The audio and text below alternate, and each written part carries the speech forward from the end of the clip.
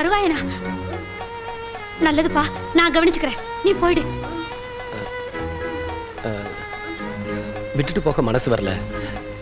தாய் வேற புள்ள வேற சுகப்பிரசவங்கிறத காதல கேட்டா எனக்கு நிம்மதி. சரி சரி, கொஞ்சம் வெளியேறு. பொறுத்துக்கம்மா, கொஞ்சம் பொறுத்துக்க.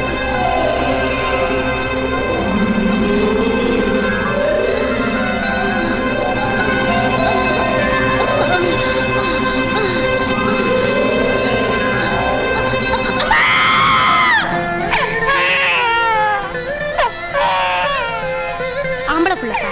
சந்தோஷம். அந்த அம்மா கிட்ட யாரு